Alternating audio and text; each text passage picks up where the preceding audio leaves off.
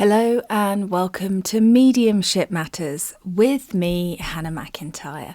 How are you doing?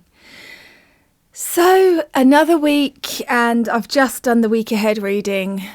What a year. What a 4-5 year period. Why did we choose to incarnate at this time? Bloody hell. Anyway, I wanted to just tell you a little funny, not funny experience that I've had recently. So obviously, you know, I've been very vocal about the fact that I've had a bit of a hard time energetically recently, and it's been a bit tough. Well, with last week, we did all experience that lifting of the energy. Well, I think most of us did. If you didn't, I'm sorry. It's coming, I promise. And I decided to try and really not sit in the old energy. So one of the problems that we have being energy beings is when we've sat in a certain frequency, we can create more of that frequency by expectation. You know, you go, oh, well, it's been really tough, and you expect it to carry on. And we do create some of our journey, and I think some of our journey is, you know, movements of energy and time and planetary things and humanity things that we have to deal with. Anyway, so I'm driving along in my car, listening to God Squad music, trying to elevate my vibration, focusing on things to bring me joy. The sun is shining. I've got the nicest car I've ever had in my life. God Squad is playing. I've got a really sort of strong idea and direction back again of what I want and where I want to be. I feel like I've come home to myself and really appreciating that, feeling good.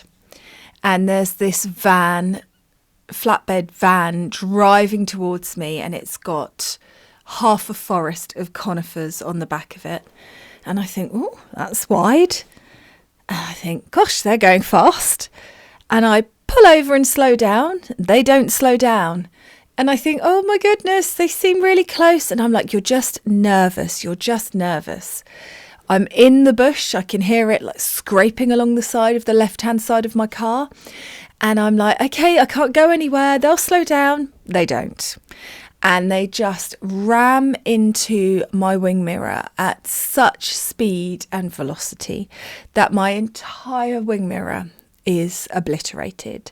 My son and I go back to look for parts to see if there's anything we can retrieve, and it looks like confetti on the road that's just shredded. And of course, as you can guess, they don't stop. They just keep driving. They do leave some fronds of conifer in my wing mirror, which I was very grateful for. What a gift. So that was shit, to be honest. And this is my first time having a nice new car.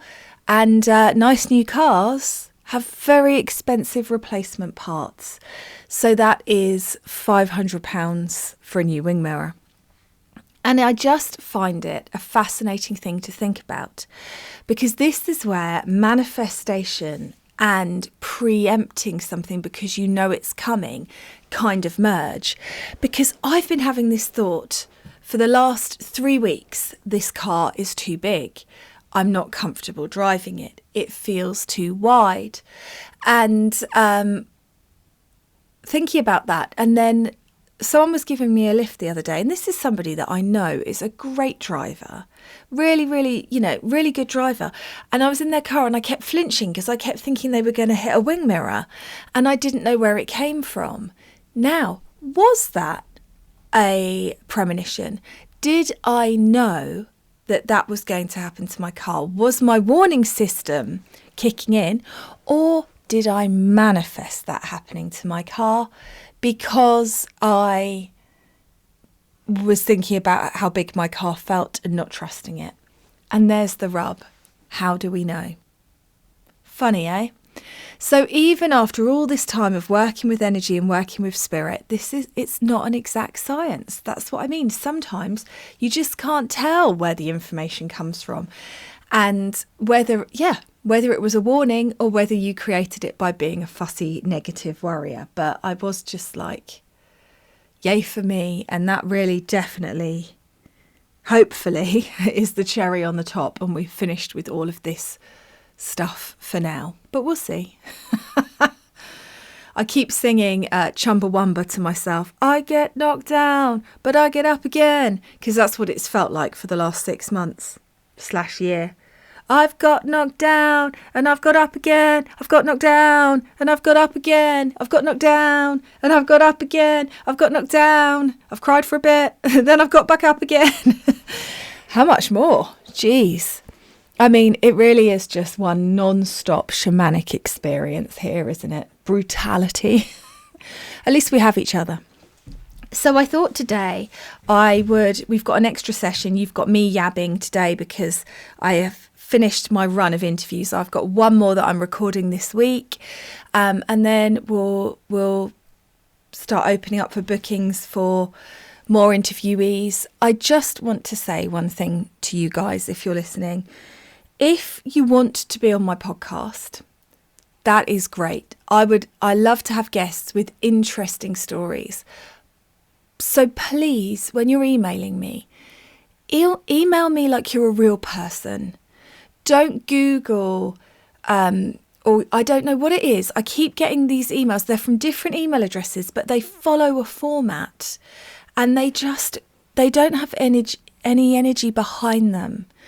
It just feels really, it's either like an AI's written it, or like you've all followed the same, create your own document of, I listened to this episode with so-and-so and so-and-so, and I really enjoyed it. And it's always got the title of whatever episode has been out in the last 2 weeks.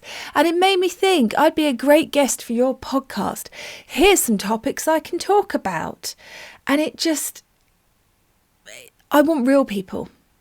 So if you're a real person, I would love to hear from you. Equally, you've got to have had some experience. And if I go on your social media and you're not doing any videos, and I can't tell if you are a good presenter and you speak well and you look good on a screen and you have those basic attributes that I need for my professional podcast, then I'm not going to contact you back either. So start with building your library of content on your social media. If your social media is just essentially sharing other people's quotes, which I know I do, but I just mean, and no content from you. I can't even see what you look like. You've only got 600 followers and you're not actually doing any work so anyone can see you, and everything that you are sharing is not your own, then I don't really get an idea of the essence of who you are. And I don't care about numbers, but I do care about quality, and I do care about people that have done the work and have integrated the work and have a story to tell. So when you're replying to me, that's what I want to know. At one stage, I was asking people to submit a video so that I would have an idea of the essence of them. And that's something you can still do if you're feeling brave. But I need to know who you are. And if I can't tell who you are, then you're not going to get a call back, because I can't risk it. This is my baby. It's precious to me. I hope that makes sense. Okay, so questions. Now, I've got myself in a bit of a tizzy here, and I honestly am lost in some sort of, I don't know, I feel like I've fallen down the rabbit hole, and I'm going off on one again, but hey ho, it's my podcast. I can do what I like. I do not know what happened to Amanda and I when we were at that fair, but more happened than should have happened from just sitting in a room at a fair, even if it was uncomfortable. There was something energetically that happened to us. And since that happened, I have had to acclimatise. It honestly feels, I don't know how how many of you have done a Reiki course or signed up for a course, but there's that kind of thing when you know the course is coming, something happens to your energy and it starts to shift. And then like when you do a Reiki course and you go out in the world, you feel like you don't really fit in the same way that you did. So on the Friday, you're one person, you do a Reiki course over the weekend, you go, it's just a little course. On the Monday, you are a different person and you don't know how or why, but you are. Well, it's that, but it's that times 100. And I was talking to lovely Nicole the other day and just saying, if Spirit said to me that your existence in that fair, in that timeline ended, and so we moved you in a wormhole through to another existence, but it's not quite the same, and you've got to reacclimatise, I wouldn't be surprised. That's how bad it's been. I feel like I'm trying to work out how I fit in this space. And I think that is happening for a lot of us. And this is that shifting energy on Earth that we're in. Something is moving, and yeah, it's a bit nuts, I'm aware, but that's how it feels to me. Something's going on. Anyway, what I mean to say is that some of these questions I might have already answered, because I honestly, I'm dreaming such crazy dreams. I can't tell what's happened and what hasn't and what I've dreamt at the moment. That's where I'm at. And so pass the coffee, everybody. We've just got to hang in there until this energy passes. So if I've missed your question, I apologise. Please submit it again. It doesn't surprise me. If I've answered a question twice, there might be a different answer because I'm a different person now than I was a week ago. What can I say? And we'll work through that together. So first up is Emma. And Emma says, "Hi Hannah, I'm in early development of my mediumship and I'm considering trying to find other mediums I can practice with, but I'm struggling to find a group. Can you recommend ways I can search out people in my local area? Bournemouth. Also, I'm concerned about being taken in by fake mediums, so is there a way to spot fakes? Many thanks." Okay. Emma, it's always really hard. When I was looking in my local area, Kent, there was nothing. Only churches, and I really just had a aversion to churches for whatever reason. So Emma, in short, I had to create my own, and it was hard, and it was really difficult because then I ended up with people that needed me to teach them at the same time as wanting to practice. So it is really, really difficult. I mean, as I think I've said on this podcast, I was driving an hour and a half plus round trip every week to the circle that I first began to learn in. And that was a spirit guide circle. So when I wanted to do evidential mediumship, I was absolutely stuffed. And that is, in honesty, Emma, part of the inspiration for the Mediumship Matters School is because people were messaging me saying, I want to practice. And I was saying, you need to practice. You want to develop your mediumship? Practice. You want to do this? Practice. And then there's nowhere. I did a post on my Facebook page saying, if you've got a circle, could you pop it on here so that people can join it? And there wasn't that many. There wasn't that many that got advertised. There was a few, but not many. So it is tough. Don't let that stop you, but figure out where you want to be.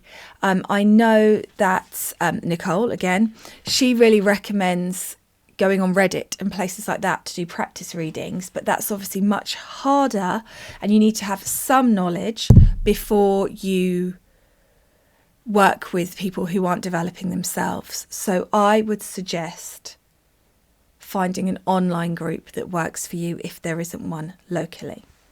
Now, concern about being taken in by fake mediums. there's always difficulty with this. I don't think that there are that many people that start mediumship and set up businesses as mediums as outright frauds anymore. But I do think there are a lot of people out there who think they're doing a good job but haven't done very much integration and are very trapped in their ego. Now, don't get me wrong, I have an ego. I'm not pretending I don't. My ego gets in the way all the time. But there are people that, some of the teachers I've had didn't really want me to do well. They wanted the energy hit from teaching and having people in need and the money from it, but they didn't actually really want any of their students to do as well as they were, because they haven't done the inner work. And so really, rather than worrying about fakes, I would feel into vibration and energy and whether it feels aligned to you. So whether the teachers in the group are really helping people or they're making them feel small and holding them back. Now, I know I've spoken about this on the poddy quite a lot, but things for me that are red flags are when they keep saying things like, I'm going to teach you how to do this, and then you're on the course and they don't teach you how to do that, and then you get to the end of the sign-up area and they're like, oh, I still need to teach you this. If you sign up for the next course, I'll teach you how to do that. If they talk about themselves too much, so there's a balance, because I do share stories about my journey and things that have happened to me because it helps people understand the lessons and the integrations. But if you're in a 2-hour class and they've spent an hour and a quarter and essentially all they're doing is showing off, then that's something I would be concerned about. Another red flag is just that feeling with some of the teachers I've had, it's that feeling that they're like talking about you behind your back, like you're at school and they're the mean girls and you've got to walk past them in the corridor. Now, as a self-confessed people pleaser, that's something I really struggle with, because if I feel like someone, especially when I've put them on a pedestal of being my teacher, doesn't like me, I'll work double hard like a little puppy dog to try and make you like me. But that has damaged me time and time again. So you need to feel like they are keeping you safe. Another red flag for me with teaching is if they don't show you what they can do. There's no examples of their work anywhere. So there is a difference here. It's always a hard balance as a teacher between showing everybody what you can do and not wanting to show off and squash them. And you have to find the space in between that. But if you're doing examples of how your mediumship works, like I was doing a practice session on my school the other day, and I'd been talking, some people demonstrated for me for personalised feedback. Shout out if you're one of those people. You're so brave. I'm so proud of you. And then our Spirit said to me, we want you to show them all what you mean, because I keep talking about all these examples of things that will help their mediumship, and I wanted them to see what it's like in action. And so I did it then. I don't always do it. So it really does depend on the teacher and where they're at, but there should be examples of their work out there. And if they're just telling you how to do something and never showing you how they do it, something to be worried about. And I know Charlie Kelly mentioned that on the podcast. I don't know if he mentioned the story I've heard about him, which could well be a story, but is a teacher that was at college and was telling students to get the person in Spirit's phone number, and he just had enough. And Charlie Kelly's quite outspoken. I don't know if you noticed that on the podcast. I love it. I'm here for it. And he said to them, well, you do it first and then I'll do it. And they couldn't do it. So you need teachers that will show you they can do it. That's part of the reason that there are example demonstrations and readings on this podcast for people to listen to. In fact, I need to do another demonstration. That's on the list. So that would be a red flag for me if there's no examples of their work. So it's very much, I'm telling you how to do this, but I'm not touring or demonstrating. I only do 2 demonstrations a year. I don't do any online. You have no examples of my work to reference. Well, great. So that can also be a problem. And there was something else that was popping in before I went down this rabbit hole. Oh, yeah, you want meaningful feedback that feels clear and makes sense. If you're not getting meaningful feedback, what are you supposed to do with that? If they're just going, oh yeah, brilliant, really good, it's not actually going to help you to learn. And this is the thing about teaching. Sometimes you have to be tough and sometimes you have to say, don't do that, don't do it like this. And you can see people going, oh, but if you really believe in people and you really want them to be the best medium they can be, that doesn't come from keeping them safe and still. It comes from showing them that you believe in them and that a few little tweaks can make a massive difference. So I hope that helps, Emma. Good luck on your search. Just trust your gut. If it doesn't feel right to you and you've given it a few goes and that's enough for your nerves to have settled, it's not the right place for you. Find another. Try working online if you can't find any others. And if that's not right for you, you will have to hold your nose and jump and create your own group. Good luck. Okay, next up we have a question from Susie. And Susie says, hi Hannah, I know you're busy in America at the moment. Not anymore. But I have a question and I thought you'd be the best person to put this to. I know when we go home to spirit, we will meet our loved ones and ancestors. But do you think that we will get a chance to meet our guides? I would absolutely love to connect with them when I leave my earthly incarnation, and it brings me such a hopeful, happy feeling visualising them waiting to meet me as well. What are your thoughts? Sending love, Susie. Absolutely, Susie. Now, I think that some of our guides are actually our own soul. And I know I've mentioned that before. I think that sometimes our guides present to us as separate from us for our own comfort. And I think it's easy in our human incarnation to forget how wonderful it will feel just to be back completely with your own self once more. I think we go, yeah, but what about the others?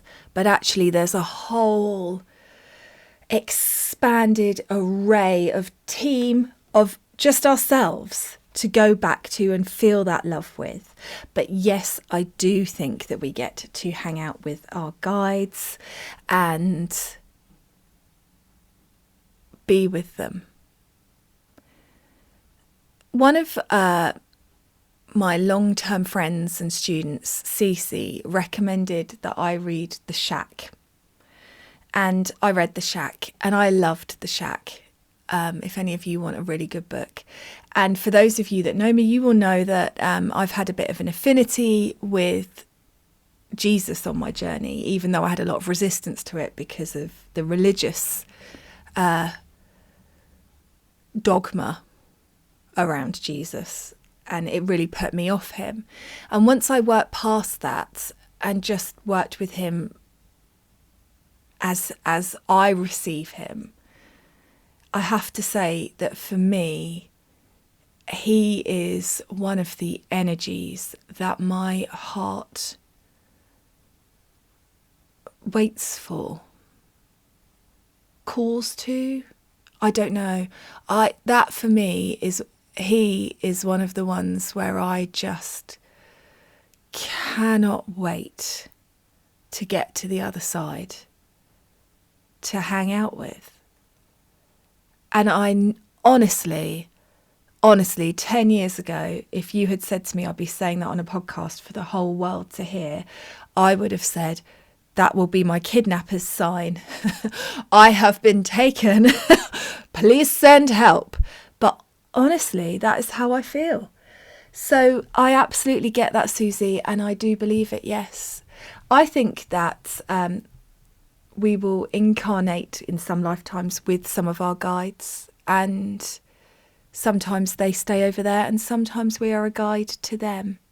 That's how I think it works. I've got all these bloody podcasts lined up to talk about where I'm going to delve into all of this, but yes, I do. And I think for some people, those guides are a bigger source of unconditional love than the people they incarnate with physically here. So yeah, they might be even the ones that come to get you. And how incredible will that be? Right, next up, some questions from Daisy. And Daisy says, "Hi Hannah, just a brief email as I know you are inundated. I have 2 questions for you. Number 1, is it possible to move a pendulum psychically? I am worried whether I am connecting to my higher self or spirit guides, or whether it is somehow me moving the pendulum to give the answers I want or expect. 2, what is the difference between an orb and a greyish mist shadow? My daughter has seen both and I'd like to know if it depends on how recently the spirit passed away, for example. Love the show, Daisy." Pendulums are fascinating to me, Daisy. Now, I use pendulums to read and assess the energy. I don't personally use them to communicate with spirit so much, because I know that there's better ways to communicate with spirit. Now, I'm trying to think of the best way to describe this. So, for example, one of my favourite things to do with people is to have a load of cards laid out, oracle cards, face down on a table, and then you ask the pendulum to guide you to the cards that you need. Now, I believe that the cards that you need, they have an energy which is in part built by your spirit guides and your higher self and you trying to create, this is where I need to be, this is the message I need to have. Like when you're shuffling cards and you just have that little nudge that says, stop there, pull that one, stop there, pull this one. There's a process and energy that builds to get the messages that need to come to you. So in that scenario, I think that the pendulum is drawn to the energy that is building, because sometimes when you hold a pendulum over a card, it's just flat. There's no movement at all. And that's because there's no energy built there. It's just a meh. So it doesn't move. So there, I think it's actually psychically working. It's reacting to the energy that has built up on the cards that you need to pick. And you could do the same thing with your hand and hold your hand over the cards and feel where you get a feeling that you need to pick those cards. Now, when you're asking a pendulum for yes/no questions and you're holding it and you're moving it, it's important to understand that yes, you can get in the way. You can. You can move the pendulum through your expectation and through your beliefs. And this is a problem. I have had somebody come to me to tell me that they know their partner is cheating on them because the pendulum told them. The pendulum didn't tell them that. They told themselves that because they were expecting that answer. When I did the pendulum for them, in front of them, from a neutral space, he wasn't. And this is the problem. It is a problem with pendulums. Now, I love them because they're fun, but it's important to bear in mind. It's also important to bear in mind, if you say to a pendulum, will I ever be happy? And it says no, it doesn't mean you will never be happy. It means on a reading of the energy in the space you are in right now, the answer is a no. So you need to do stuff and take action to make it happen. Just like if you say to the pendulum, will I be happy for the rest of my life? And it says yes, what it means is you will need to maintain your current vibrational alignment and not allow yourself to be pulled out of it. So it only reads the energy. If you can get out of the way enough, it only reads the energy for right now in this moment. And in 30 seconds time, your energy could be completely different. It's important to understand. And so, yeah, people get in the way with pendulums all the time, and it's really hard to read for yourself because when do we ever come at anything from a space of neutrality?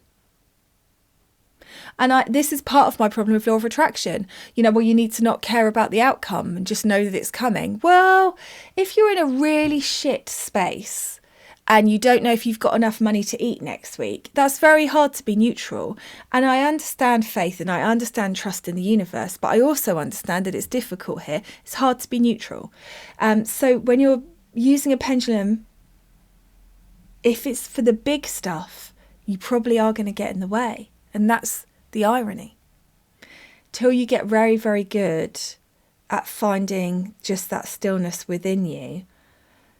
But I, in honesty, can only really find that for other people. I find it hard to find it for myself.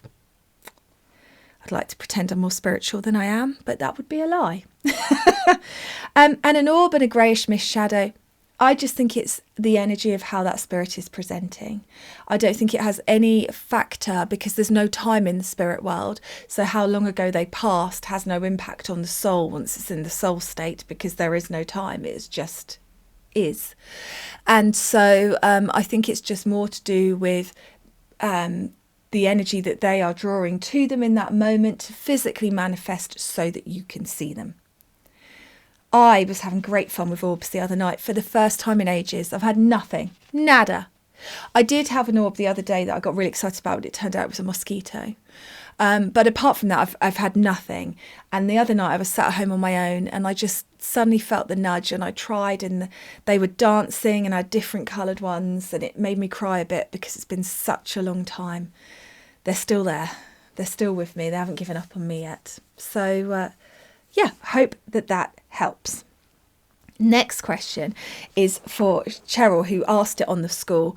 I know, Cheryl, I asked you if you were a Cheryl or a Cheryl, and I know you told me, and I can't remember. I don't even know why I asked, because it just creates issues, because you'll be like, I told you I was this, and you keep calling me the wrong one. But I try. And Cheryl says, can I ask about healing? If someone needs some healing in any way, can't the angels see this and heal these people through their own unlimited energy? Why do they need us humans to be able to transfer it through? Is this a silly question? It really is not a silly question. It is the sort of question that I wish everybody on their spiritual journey was asking. It's actually the same question that broke apart all my entity release stuff of why would spirit leave somebody here struggling? Why do they need me to help them move into the spirit world? They don't, spoiler alert. And it's the same with energy. So healing energy is available to everybody. Absolutely everybody. Whether you have done a Reiki course or not, whether you have done a Rahani course or not, whether you have done any other form of healing or not, theta, whatever it is, it's available. It's available to everyone, whether you are a deluxe muggle or whether you are a super spiritual guru. Healing energy is available to you. It is unlimited. It is infinite. But as human beings, we have free will and choice. And we have a choice of whether we will ask for, accept, and work with healing energy. And so it is a case of asking to receive. Ask and you shall receive. If you don't ask, you may not get. Now, obviously, they're trying to help you. Spirit don't want you to fail, but also we need to think about why we're here. And I do think that some of us agree to come here for a life that is hampered by different physical problems. I don't believe that spiritual healing can fix every problem, because I think some of those problems are signed up for before we get here. And so whilst everybody would benefit from healing energy, it's not a fix all things to all people. And I think for some people, and I can certainly only speak for myself here and the clients that I've met, there is that when you're in a really bad place and you're really struggling and you're really finding it difficult, there is something about the disempowered state that a lot of us humans are in, including where I was, where if someone said to you, you can heal yourself, you just wouldn't be able to believe it. So I think healers are absolutely crucially important as long as they are not trying to keep their clients with them forever. What you want to be doing as a healer is getting people into a space where they believe that they can heal themselves and they stop needing you. And that's where a lot of healers, I think, struggle, because it's not a good business plan, is it? It's not a good business plan to be like, I'm going to teach you how to heal yourself, then you won't need me, be free, but I've still got a gas bill that needs paying. And that's why it's hard. It's hard to be a human and be here. You're trying to find your way within it. So I don't think anybody needs another human to transfer it through unless they are so disempowered and so lost to themselves that actually it would be a great thing for them to have somebody hold that space for them. And also, as someone who's a very busy-minded champion workaholic, there is something about being in that space where somebody else is holding that space for you, where it just feels easier to receive. You know, if you've got an appointment and you've paid for it, you'll turn up. If you're at home and you're thinking, I really need to do some self-healing, you'll think, oh, but I'll just reply to that email and I'll just book that doctor's appointment and I've got to walk the dogs. Oh, the washing's in the machine. Oh, I haven't taken the chicken out the freezer for dinner. And all of a sudden the day's gone and you haven't done it. So there's definite psychological and physical things that make going to a healer better, but not necessary. And that is the difference. I hope that makes sense, Cheryl. If you've got any more questions, ask me more. I love your questions. You always ask the good questions. You should be really proud of that. I love how you think about it all. It's what I want people to think. Think about it. Does that make sense? Next up, I have a email from Kim, and Kim says, "Hi Hannah, just emailing in with a few random thoughts. Series 4, episode 18, you spoke about the untethering of the spirit from the physical body in the final weeks of life, when someone is very unwell or has dementia, for example. I totally agree with this. In my mum's final weeks, she was in a hospice, and I remember her saying that she had gone to visit her consultant. This didn't happen, as she was very weak and immobile and an hour's drive from the hospital. But the wording wasn't, I dreamt I went to speak to my consultant. It was, I went to see my consultant today. My mum may have been unwell, but she was lucid and her personality was very matter of fact, so I do believe she genuinely experienced this. I'm not even sure whether I would attribute this to astral projection because she believed they'd had a conversation. I wonder if this is an example of a time slip or an alternative timeline." Could well be, Kim. And isn't it fascinating? It could also be that her consultant was... See, when you were telling this story, I almost had this vision of her going to visit her spirit team.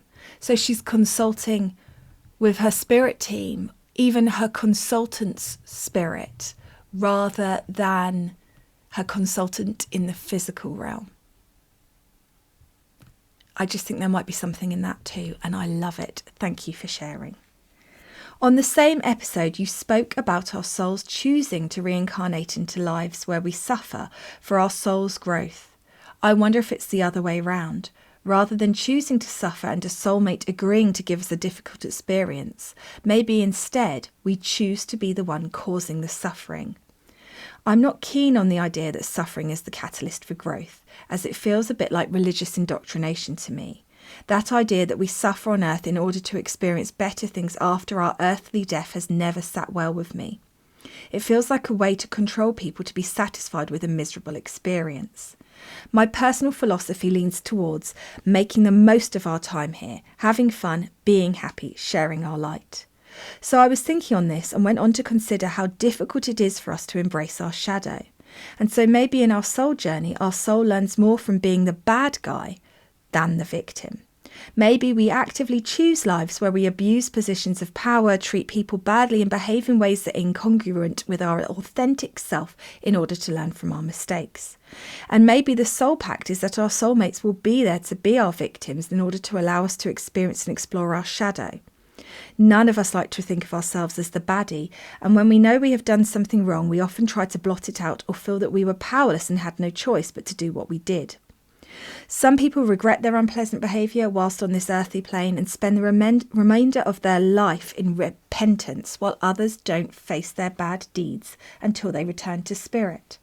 So then I was thinking, do we really learn more or experience more soul growth from being the villain than the victim? And I think maybe both bring valuable lessons. Learning to rise from the ashes is as important as learning humility and repentance, isn't it? And so maybe there is no such thing as good and bad. They are just human constructs that our ego applied to our experiences in order to make sense of them. It is only because of our ego making us of central importance in our own lives that we experience our judgments and perceptions, and therefore our sense of right and what is wrong. And then you were giving some great examples of this, which I won't go into, but exactly that, Kim. I didn't mean that we are only here. I don't believe that it's to score points for heaven. I believe that it is, and I'm going to be talking about this in the next episode, but I believe that we are here to have that experience of overcoming the negatives and finding the joy in it and working through that. I once did a reading for a lady who was one of the most incredible people I have ever been privileged to sit in front of. And she said to me that her baby dying was the greatest gift she could ever have received, because although it broke her heart and destroyed her for such a long time, she made a pact to live her life to the fullest because of that, to experience as much as she could with joy in her heart for her baby that wouldn't get to do that, to choose to be good and to be the light in honour of her child. And I often think about that woman, because the bravery to be able to even allow that in as a thought is quite incredible to me. And it's not about points. It's not about, being a good person so that you can get extra. It is about, yeah, you're right, we play both parts. And in one lifetime, we will play both parts. I know that we like to think in this lifetime we are the victim of all the shitty things, but we have also been the shitter. And we have to remember that. So yes, it's about both. And then you asked me about a documentary, which I haven't watched, but I'm going to watch, and I will get back to you on it. And then you just said a lovely thing about me, which I'm too embarrassed to read, especially after getting all emotional about that amazing client I had. But you get the gist. So again, listeners, you guys rock my world. Keep sending in your questions, your thoughts, your feedbacks, your arguments. Again, as I said the other day, I can only give you my opinion from my experience in this incarnation, in this moment right now, with what I am allowing myself to receive from spirit in this incredibly limited flesh suit in which I reside. So I need your thoughts. We need to be working through it together. Thank you very much for listening. I'm going to just do a quick plea. If you could please just rate this and follow this podcast. You may be noticing that some adverts are creeping in on the podcast. I don't want to do adverts, but equally, I need income. So what's happening now is any podcast that is over 30 days old will have adverts on it. So the best thing that you can do is listen sooner rather than later, and then you won't have to suffer through them, because it's the best way that I can do it for now, and we'll see how that works. But there you go, that's life. Money is a pain in the ass. I wish we didn't need it. If you could leave me a review, a rating, that would be amazing. It really, really helps. And I will catch up with you all again on Thursday. Have a good one.